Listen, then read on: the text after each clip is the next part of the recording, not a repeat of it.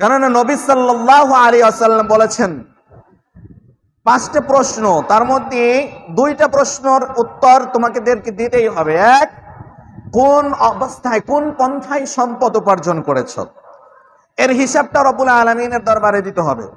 সেটা কি হালাল পন্থা না হারাম পন্থা, বৈধ পন্থা না অবৈধ পন্থা। আজকে মানুষ বৈধ পন্থায় চাইতে অবৈধ পন্থায় উপার্জন বেশি করে থাকে। তো এই উপার্জনের পন্থা সম্পর্কে রব্বুল আলামিন জিজ্ঞাসা করবেন, এর জবাব না দেওয়া পর্যন্ত সে এক কদম এগোতে পারবে না। এই সম্পদ নিয়ে প্রথম প্রশ্ন করবে যে কোন অবস্থায় কোন পন্থায় সম্পদ উপার্জন করেছো। 2, কোন পন্থায় এই সম্পদটা ব্যয় করেছো।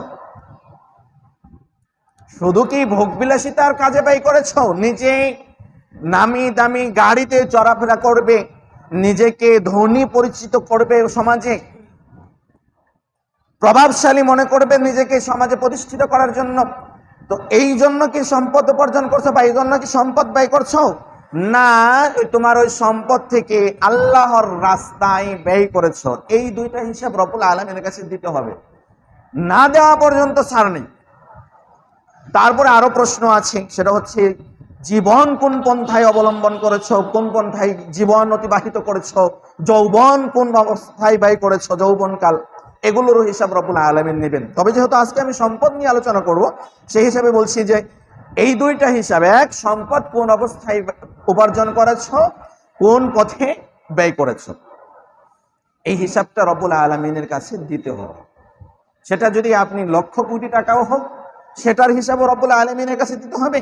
সেটা যদি আপনি 1 টাকা ইনকাম করেন, 1 টাকা ইনকাম করেন, আপনি পায়ের গাম মাথায় ফেলে জীবনে সব কষ্ট পরিশ্রম করে 1 টাকা কামিয়েছেন, সেই হিসাবটাও রব্বুল আলামিনের কাছে দিতে হবে।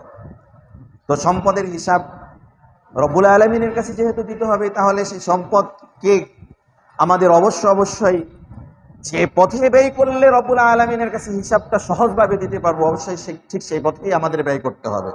যদি ঠিক সেই পথে ব্যয় করা হয়, তাহলে যদি আমরা রব্বুল আলামিনের দেখানো পথে যদি আমাদের সম্পদ ব্যয় করতে পারি, রব্বুল আলামিন কয়েকটা কথা বলেছেন।